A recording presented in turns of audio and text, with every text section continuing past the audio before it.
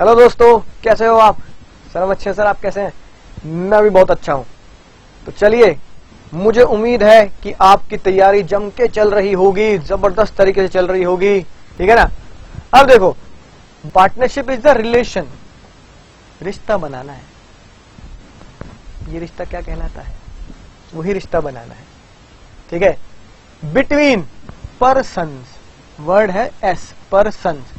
यानी कि इस बात से आपको पता लगता होगा कि पार्टनरशिप को बनने के लिए दो लोगों की जरूरत है।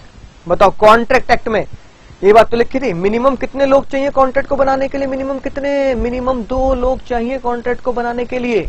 ऐसे ही बात पार्टनरशिप में लिखी है। पार्टनरशिप भी स्पेशल टाइप का कॉन्ट्रैक्ट है। तो खुद से पार्टनरशिप कर लो क्या भैया? खुद से मोहब्बत कर सकते हो, खुद ही से मैंने इश्क किया रे, जिया रे, है ना। तो खुद से आप इश्क कर सकते हो, लेकिन खुद से पार्टनरशिप नहीं कर सकते। यानी वही पहली वाली कहानी है, एक राजा और एक रानी है। खुद से आप पार्टनरशिप नहीं कर सकते, कॉन्ट्रैक्ट नहीं कर सकते। इसलिए क्या वर्ड लिखा? पर्सन, ठीक है। Who have agreed to share the profit. क्या बांटेंगे आपस में? प्रॉफिट बांटेंगे। इसका मतलब क्या है? यानी कि जब भी कुछ लोग मिलेंगे, जब भी 2 लोग या 2 से ज्यादा लोग मिलेंगे भैया, प्रॉफिट यानी कि पैसा बटेगा, ठीक है ना। किसका बटेगा पैसा? बिजनेस का। यानी कि अगर प्रॉफिट हम किसी भी तरीके से कमाएं, वो नहीं चलेगा, प्रॉफिट सिर्फ बिजनेस का होना चाहिए। डिटेल में पढ़ेंगे, चिंता मत करो। जो कैरिड ऑन बाय ऑल और any one of them acting for all, ये है सबसे खतरनाक लाइन जो बहुत डिटेल में पढ़ने वाली है, और इसे पढ़ के, है ना, आपको मजा आ जाएगा। कैरिड ऑन बाय ऑल और any one of them acting for all, ठीक है ना। बिजनेस किसकी बात चल रही है? बिजनेस या तो सब मिलके करेंगे, यानी बिजनेस कैरिड बाय ऑल, या फिर बिजनेस एनी ऑफ देम, कोई भी एक कर ले, है ना। किसके बिहाफ पर? Acting for all, right. या तो बिजनेस सब मिलके करेंगे, कैरिड ऑन बाय ऑल, या फिर बिजनेस सब में से कोई एक बंदा कर लेगा सबके बिहाफ पर, ठीक है। तो वो क्या बनेगी? पार्टनरशिप बनेगी। यानी बहुत सिंपल सी definition, partnership is the relationship between 2 or more persons who will agree to share the profit of a business. Such business is carried on by all or any one of them acting for all, ठीक है। तो अगर देखा जाए, इस बात से मोटी मोटी 5 बातें निकल के आती हैं, राइट। और ये बात आप समझ चुके हो। सर इसके नीचे क्या रह गया? Person who have entered a partnership with one another are called individually partners. ये बात मैंने आपको इंट्रो में लिखवा दी। कलेक्टिवली, इकट्ठा कलेक्टिवली जो झोला होगा उसको क्या बोलेंगे? फर्म बोलेंगे। And name under the business, है ना, and the name under the business carried on is firm name. और जिस नाम से वो कलेक्टिवली बिजनेस करेंगे तो वो फर्म का नाम होगा, जो हम डिस्कस कर चुके हैं, ठीक है। बच्चों वाली बातें हैं सर, बच्चों वाली बातें हैं, टुच्ची बातें हैं। डेफिनेशन से कितनी बातें निकल के आई? डेफिनेशन से सिर्फ 5 बातें निकल के आई। कितनी बातें? 5। हम 5, राइट। पांचों की पांचों बातें एक साथ पढ़नी है, ताकि हमें यह पता लग जाए पार्टनरशिप बनती है तो क्या बातें होती हैं। सबसे पहली बात, कितने लोग होंगे? 2 और मोर, ठीक है जी। कितने लोग होंगे? 2। पहले तो शॉर्ट में पढ़ेंगे, फिर डिटेल में दे रखा है। 2 या 2 से ज्यादा लोग होंगे, है ना, मिलके काम करेंगे। एसोसिएशन मतलब मिलके काम करना, मिलना, एक दूसरे से मिलके काम करेंगे 2 या 2 से ज्यादा लोग। एसोसिएशन यानी कुछ लोग जब मिलते हैं तो ये नॉर्मल वर्ड है, एसोसिएशन नाम देना, ठीक है ना। जब कुछ लोग आपस में मिलते हैं, यानी कि हम सब मिले तो भैया हमारी एसोसिएशन है ना, मिलके काम करने के लिए। तो 2 या 2 से ज्यादा लोग मिलेंगे, ठीक है। जब वो फर्म बनाएंगे तो उसके लिए वो क्या बनाएंगे? एग्रीमेंट बनाएंगे, राइट। और सबके नाम और साइन उसमें होंगे। और एग्रीमेंट को आप पता है क्या बोलते हो? जो मैंने अभी आपको बताया, पार्टनरशिप डीड। दूसरी पॉइंट आपको बहुत अच्छे समझ में आ चुका होगा। Partnership must be result of agreement enter into bye all person concern, यानी कि सबको एग्रीमेंट पे साइन करने। पार्टनरशिप ऑर्गेनाइज्ड, है ना, टू कैरी ऑन बिजनेस। तीसरी खतरनाक बात, हम क्या करने वाले हैं उसमें? धंधा करने वाले हैं, बिजनेस करने वाले हैं, है कि नहीं बात, राइट। तो बिजनेस होगी। अगली बात, there must be share of profit, यानी बिजनेस में जो हम प्रॉफिट कमाएंगे, लाभ कमाएंगे, ठीक है ना, वो आपस में बटेगा। और किस रेशियो में बांटे?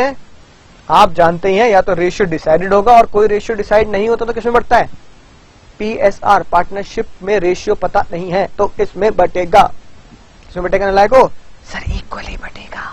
हाँ, इक्वली बटेगा। बिजनेस, और आखिरी बात, बिजनेस या तो एक ही बंदा चला ले, ठीक है जी, या तो बिजनेस एक ही बंदा चला ले, राइट, एनीवन, सबके बिहाफ पे, या सारे मिलके चला ले, कैरिड ऑन बाय ऑल। यानी कि 5 बातें आपकी नजरों के सामने हैं और इन्हें अब जिगर के पास तक पहुंचाना है, राइट। तो एक एक करके पढ़ते हैं कि क्या कहती हैं ये 5 बातें।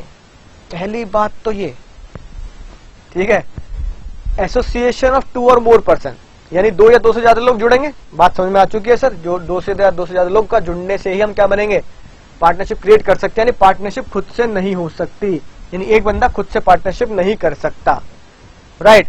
Again, only person recognised by law can enter into partnership, person recognised by law, ये बात। और जो बात मैं आपसे बिल्कुल इंट्रोडक्शन में डिस्कस कर चुका हूं, इससे, इस वर्ड से पता क्या पता लगता है, पर्सन रिकॉग्नाइज्ड बाय लॉ, यानी कानून जिनको पर्सन मानता है। कानून मुझे एक पर्सन मानता है, पर्सन का मतलब ह्यूमन बीइंग नहीं होता, पर्सन का मतलब होता है जिसके साथ हम अलग से बातें कर सके, कॉन्टेक्ट कर सके, एक सेपरेट आइडेंटिटी मान सके, ठीक है। कंपनी को पर्सन माना जाता है, प्रोप्राइटर को एक अलग से पर्सन माना जाता है, समझे ना बात। इंडिविजुअल, आप और मुझे पर्सन माना जाता है, कानूनी तौर पर पर्सन माना जाता है, लेकिन बहुत ध्यान से सुनना, पार्टनरशिप को पर्सन नहीं माना जाता। इस लाइन का मतलब यही कहता है, ओनली द पर्सन जिसे कानून ने रिकॉग्नाइज कर रखा है वो ही पार्टनरशिप में एंटर करेगा।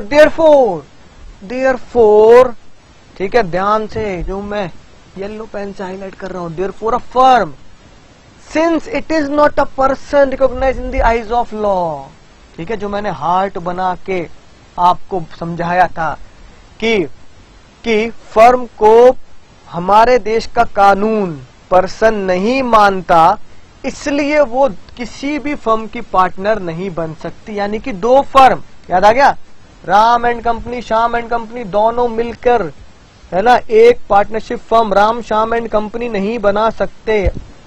And again, a minor can not be a partner in the firm, minor partner नहीं बन सकता, क्योंकि जब वो माइनर होता है तो उसके साइन वैलिड नहीं होते। और फर्म कैसे बनाई जाती है, डीड पर मोस्टली साइन कर कर।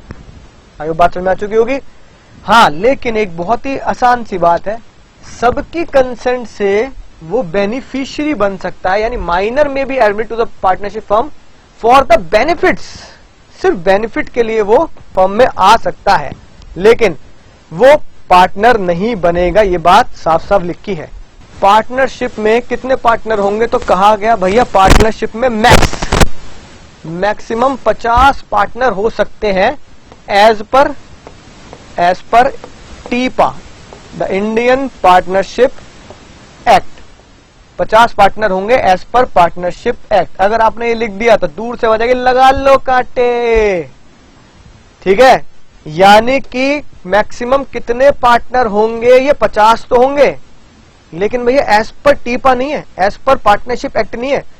पार्टनरशिप के अंदर कितने जा सकते हैं, ये बात पार्टनरशिप एक्ट की बजाय कंपनीज एक्ट ने बताई, ठीक है ना, वो भी सेक्शन 464 ऑफ कंपनीज एक्ट। अजीब सी बात है कि नहीं बात। यानी कि तुम्हारे घर में आज क्या बनेगा मैं बताऊंगा, राइट। और आप कह रहे हो सर जो आप कहोगे वही बनाएंगे, है ना, जो आपको पसंद वही बात करेंगे। मैंने कहा आज बनेगी घिये की सब्जी, ठीक है, कल बनेंगे टिंडे, परसों बनेगी तोरई। घिया तोरी टिंडे खाओगे, टिंडे टिंडे आम का चार, खाओ रोटी मारो डकार, राइट, ठीक है। तो आपको लगेगा यार तो बड़ी गड़बड़ की बात है, पर क्या करें, आपके साथ ऐसा ही हो गया कि जो दूसरे घर के लोग यानी दूसरे एक्ट में लिखी होगी बात वही माननी पड़ेगी। तो कंपनीज एक्ट ने ये बता दिया, कंपनीज एक्ट को पावर दी गई कि भैया आप बताओ। तो कंपनीज एक्ट ने क्या बोला, companies act section 464 put a limit of 50 partners in any association of partnership firm. यानी कि जब आप फर्म बनाएंगे तो मैक्सिमम 50 पार्टनर आप रख सकते हैं। रॉकेट सिंह भाई साहब आप ये ध्यान रखना, ठीक है जी। बात समझ में आ गई सर, बिल्कुल समझ में आ गई। अगली बात देखो, अगली बात जो सिंपल सी बात है, पार्टनरशिप बनाने के लिए क्या होनी चाहिए सर, पार्टनरशिप बनाने के लिए एक डीड होनी चाहिए, राइट, यानी कि एग्रीमेंट होना चाहिए। अब देखो क्या एग्रीमेंट रिटन ही होना चाहिए या ओरल भी वैलिड होता है? क्या कॉन्ट्रैक्ट रिटन ही वैलिड होते हैं, ओरल भी? तो कॉन्ट्रैक्ट पापा जी ने, पापा ने बता दिया था कि एग्रीमेंट ओरल भी होता है और एग्रीमेंट रिटन भी होता है। और बात आप जानते ही हो कि जब ओरल एग्रीमेंट होता है, डिस्प्यूट के टाइम पे बात कोर्ट तक जाती है, तो कोर्ट में ये प्रूफ करना बड़ा मुश्किल हो जाता है कि हाँ मैंने ये कहा था, क्योंकि गवाह क्या होते हैं ना, पलट जाते हैं बातों से, राइट। इसलिए भैया बचपन से ही हम ये सीखते आ रहे हैं कानून के कि भाई कभी भी कॉन्ट्रैक्ट करें तो रिटन करो, क्योंकि बोली हुई बात का कोई ठिकाना नहीं होता। लेकिन जज साहब कहते हैं भैया ओरल भी कर लिया तो कोई टेंशन वाली बात नहीं है, राइट। तो क्या लिखा जज साहब ने? It may be observe that partnership must be result of an agreement, यानी पार्टनरशिप हमेशा क्या होगी? एग्रीमेंट से होगी between two or more persons, obviously बात है, right. There must be an agreement enter into all the person concern, यानी उस एग्रीमेंट में वो सारे के सारे लोग आएंगे जो फर्म में काम करना और बिजनेस करना चाहते हैं। This element lead to voluntary, आप सबसे खतरनाक बात, वॉलंटरी का मतलब अपनी इच्छा से, एंड कॉन्ट्रेक्चुअल, यानी कि जब पार्टनरशिप का एग्रीमेंट बनेगा तो एक तो आपके ऊपर कोई दबाव नहीं होना चाहिए, अपनी इच्छा से, यानी फ्री कंसेंट। कॉन्ट्रैक्ट एक्ट का चैप्टर 5 आपको बहुत डिटेल में घुस के पढ़ाया था। एक तो आप दिमागी तौर पर क्या होना चाहिए? फ्री होना चाहिए, कोर्शन वगैरह इस तरह की कोई धमकी नहीं होनी चाहिए, वॉलंटरी होना चाहिए, कॉन्ट्रेक्चुअल नेचर, यानी अपनी इच्छा से आप क्या करोगे? कॉन्ट्रैक्ट करोगे, ठीक है। दस the nature of partnership is voluntary and contractual. एक तो अपनी इच्छा से आओगे, यानी फ्री कंसेंट, अपनी इच्छा से मतलब फ्री कंसेंट की बात चल रही है। एक तो फ्री कंसेंट से आओगे, और कॉन्ट्रैक्ट, यानी कि आपको कॉन्ट्रैक्ट के अंदर एंटर होना पड़ेगा, डीड में एंटर होना पड़ेगा। अब सबसे खतरनाक बात जो मैंने आपको बताई, जो कॉन्ट्रैक्ट एक्ट में ही लिखी है, agreement from which relation partnership arise may be express. Express बताना क्या होता है? Express contract. Express means oral और रिटन, यानी डीड लिखकर बना दो या पार्टनरशिप को ओरली कर दो। इट में ऑल्सो भी implied from the act done, यानी कुछ करने से भी, जैसे आप बोल सकते हो एक्ट, यानी कि कंडक्ट, कुछ करने से भी हम क्या कर सकते हैं? पार्टनरशिप में एंटर हो सकते हैं, है ना, bye partners and for consistent course of conducting being followed shown mutual understanding between them, it may be oral और इन राइटिंग, यानी कि आपस की म्यूचुअल अंडरस्टैंडिंग से आप, है ना, क्या बना सकते हो? पार्टनरशिप बना सकते हो, ठीक है ना। अब अगली मजेदार बात क्या आती है? बिजनेस। ये तो आप जानते ही हो भैया, पार्टनरशिप अगर खोली है तो आपको पता ही है कि पार्टनरशिप तभी चलेगी जब आप उसमें क्या कर रहे हैं? आप उसमें कोई धंधा, है ना, गंदा है पर धंधा है ये, यानी कि बिजनेस कर रहे हैं। यानी बिजनेस अगर आपने खोला है तो पार्टनरशिप तभी अस्तित्व में आएगी जब पार्टनरशिप में आप बोलेंगे कि भैया ये बिजनेस है। सर बिजनेस ही होना जरूरी है क्या? बिजनेस नहीं हो सकता? ऐसा भी कोई चीज हो सकती है? जी हाँ भाई और बनो, जी हाँ, गौर से सुनिए। अगर मैंने एनपीओ खोला है, नॉन प्रॉफिट ऑर्गेनाइजेशन, जानते हो ना आप एनपीओ को, नॉन प्रॉफिट ऑर्गेनाइजेशन को? हाँ सर, प्रैक्टिकली आपने क्वेश्चन भी किए हैं एनपीओ के। तो एनपीओ अगर खोला है, नॉन प्रॉफिट ऑर्गेनाइजेशन है, तो एक ऑर्गेनाइजेशन तो है, वहां लोग मिलकर भी काम कर रहे हैं। मान लो चैरिटेबल एनपीओ है, ठीक है, चैरिटेबल मतलब मंदिर। अब मंदिर में जाएंगे, मान लो वैष्णो देवी गए तो वैष्णो देवी श्राइन बोर्ड, सुना है ना, वैष्णो देवी श्राइन बोर्ड।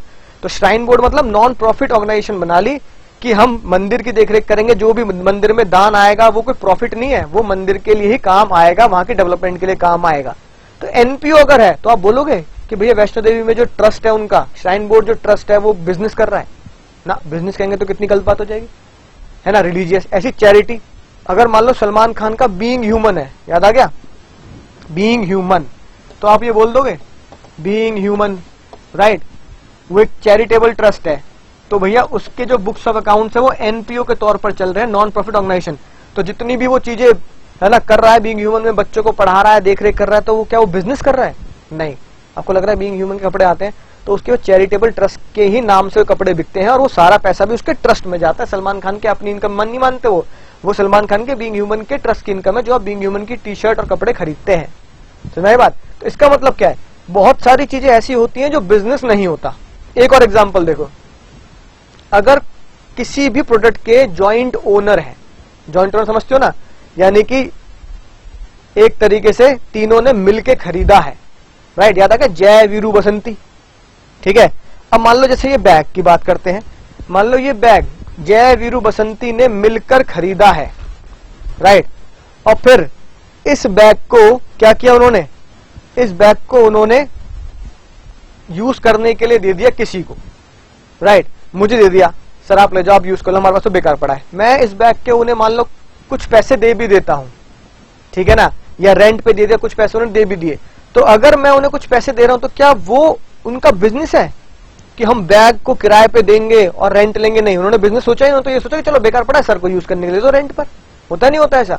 ऐसी एक बिल्डिंग है, जैसे मेरा घर, सुनना ध्यान से, मेरे घर के 2 ओनर हैं, ठीक है ना। डैडी मम्मी गाना गाते हुए, डैडी मम्मी है नहीं घर पे, आगे नहीं गाएंगे, है ना, डैडी मम्मी, याद आ गया। अब मेरे घर की जो सेकंड फ्लोर है ना, वो खाली पड़ा है, राइट। सेकंड फ्लोर को हमने रेंट पे दे दिया। रेंट जो आया, पापा मम्मी डैडी मम्मी ने 50-50 बांट लिया, ठीक है। तो क्या ये पैसा बांटना, है ना, और घर को किराए पे देना, क्या मम्मी पापा का बिजनेस है? ना मुन्ना ना, बिजनेस नहीं है। फ्लोर खाली पड़ा था, दे दिया, तो उनका वो काम नहीं है, धंधा नहीं है, बिजनेस नहीं है कि भाई हम तो, हमारा तो बिजनेस ही है कि रेंट पे चढ़ाना। तो इसका मतलब बहुत सारी चीजें ऐसी होती हैं जहां आप कुछ पैसा कमा लेते हो, पर वो सारी चीजें बिजनेस नहीं होती। जैसे बिल्डिंग को किराए पे देना, non profit organisation, Vaishno Devi shrine board, Being Human charitable trust, इनका काम, ये लगते हैं लोग एक साथ जुड़ते हैं, लेकिन ये बिजनेस नहीं होते। इसलिए पार्टनरशिप में क्या लिखा है कि भैया पार्टनरशिप बनाओगे तो बिजनेस जरूर करना है। पार्टनरशिप अगर बनाओगे तो बिजनेस 100% करना पड़ेगा। तो देखो यही बात लिखी है, आपके जो घुटनों तक पहुंच चुकी है।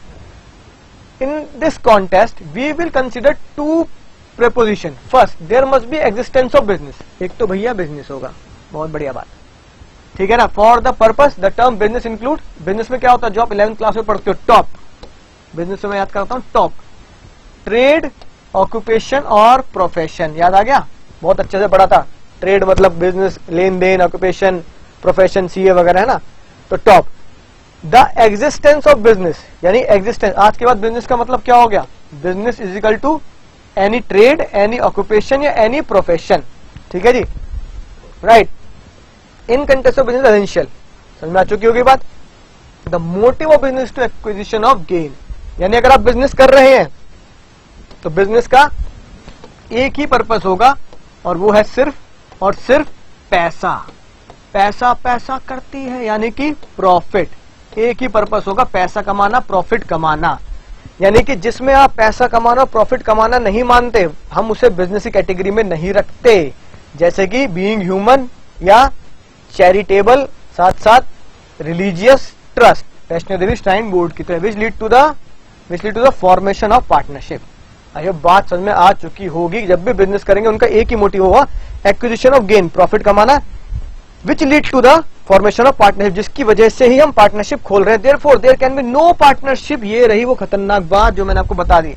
Therefore there can be no partnership where there is no intention on carry on business and to share the profit thereof, जहां आपकी इंटेंशन नहीं है बिजनेस करने की, राइट, यानी कि चैरिटेबल और रिलीजियस, है ना, ट्रस्ट वगैरह।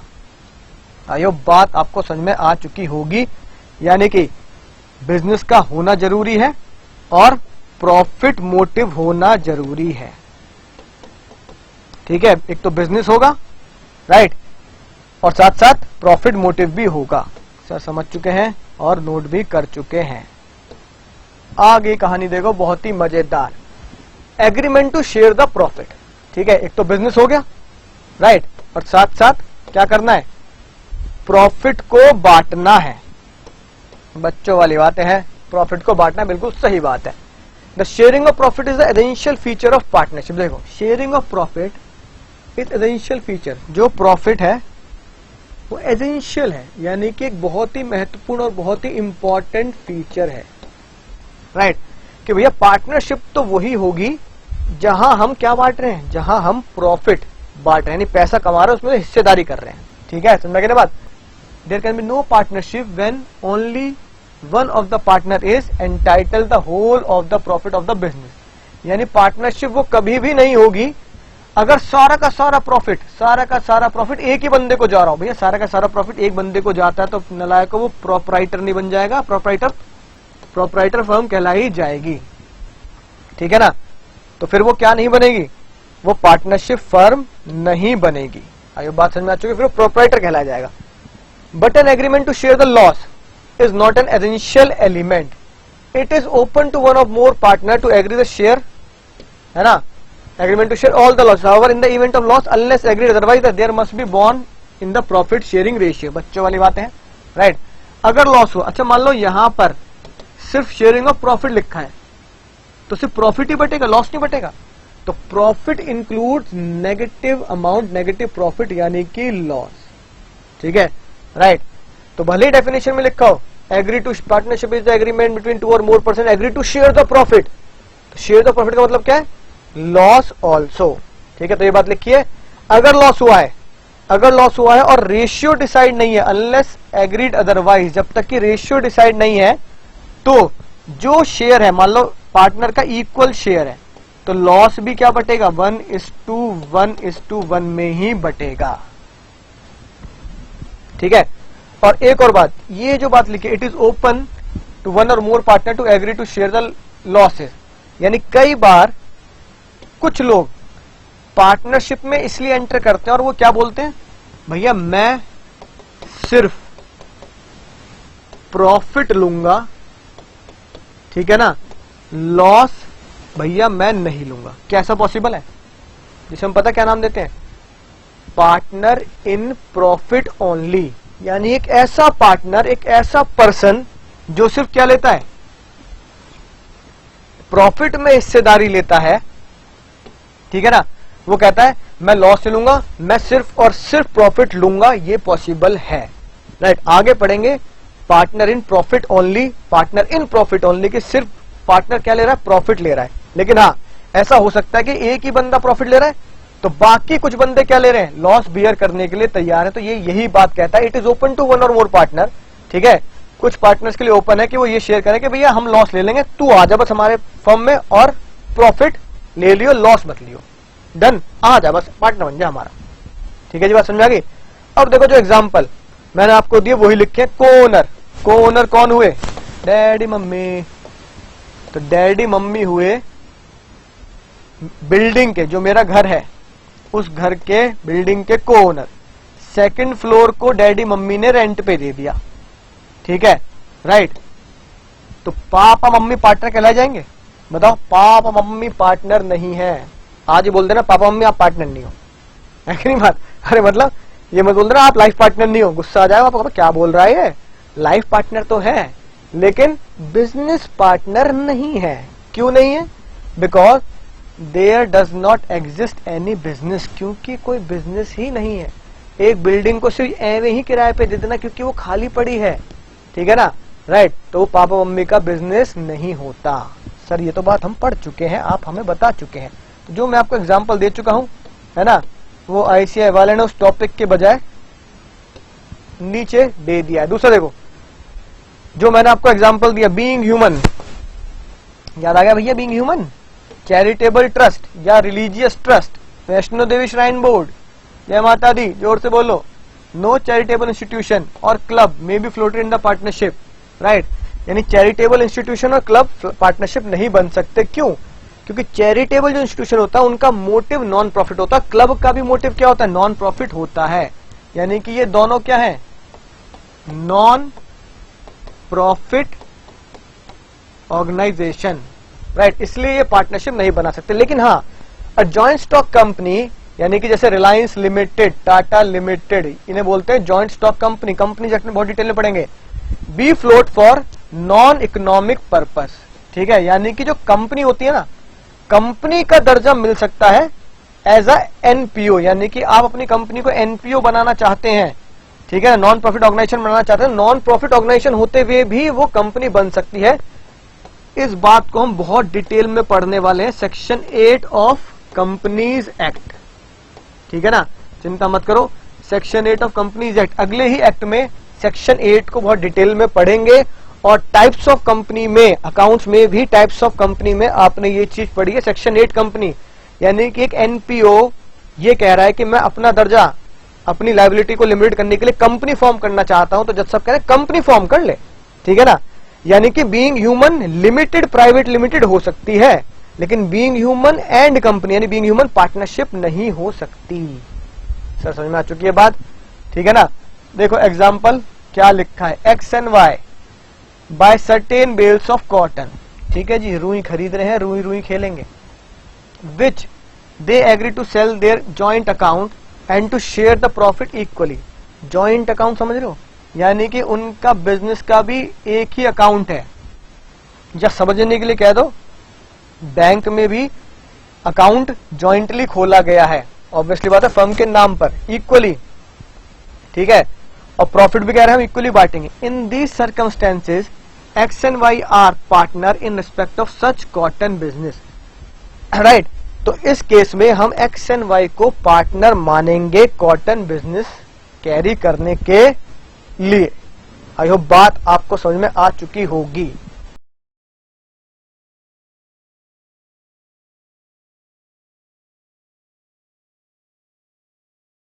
प्यार को नाम दिया गया म्यूचुअल एजेंसी, यानी कि एक पर्सन जो भी काम करेगा वो अपने नाम से नहीं अपनी फर्म के नाम से करेगा, और उसका किया हुआ काम पूरी की पूरी फर्म झेलेगी, फर्म के सारे पार्टनर झेलेंगे। सर म्यूचुअल एजेंसी होनी चाहिए, इसको और ढंग से समझते हैं म्यूचुअल एजेंसी को, यानी म्यूचुअल एजेंसी ये बोलता है हर एक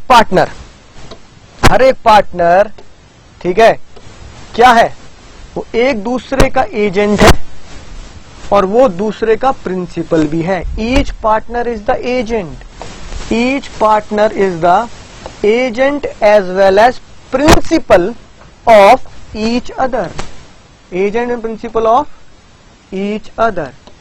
यानी कि सेम कहानी समझा रहा हूं, केक कटेगा सब में बटेगा, एक मछली पूरे तालाब को गंदा करेगी, कैसे करेगी। हर एक पार्टनर एक दूसरे का क्या है, एजेंट है, और हर एक पार्टनर एक दूसरे क्या है, प्रिंसिपल है। कैसे, तीन पार्टनर हैं यानी तीन लोग हैं, राइट। जय वीरू बसंती, जैसे वो जॉइंट, ठीक है ना, प्रोमिसर थे ना, यहाँ पे क्या है, तीन लोग मिलके बिजनेस कर रहे हैं। वो कह रहे हैं जी रामलीला खुली है, ठीक है ना, राइट, रावण को तीर लगाया जाएगा, रामलीला का झूले मेला लग रहा है, मेले में बनाएंगे भैया चीले, ठीक है, और पाव भाजी। ऐसी बातें मत करो, ठीक है। तीनों ने कहा स्टॉल लगाते हैं, चीले पाव भाजी बनाते हैं, राइट। तीनों बहुत बढ़िया बिजनेस कर रहे हैं, तीनों मिलके काम कर रहे हैं, तीनों स्टॉल पे जाते हैं, चीले पाव भाजी बनाते हैं, पैसा गिनते हैं, प्रॉफिट निकालते हैं, आपस में इक्वली बांट लेते हैं। एक दिन क्या हुआ, एक दिन वीरू और बसंती ने बोला कि भैया हम तो घर पे रहेंगे, जय अकेला संभालेगा, हम घर पे रहेंगे, जय अकेला संभालेगा। जय अकेला काम कर रहा है, ठीक है। उस दिन जय ने कमाए फॉर एग्जाम्पल 90,000 रुपए। कितने कमाए, 90,000 रुपए। अब घर पे तो है ना, घर पे दोनों चैन की नींद सो रहे हैं, ठीक है, आंख बंद करके, राइट, सोए पड़े आराम से।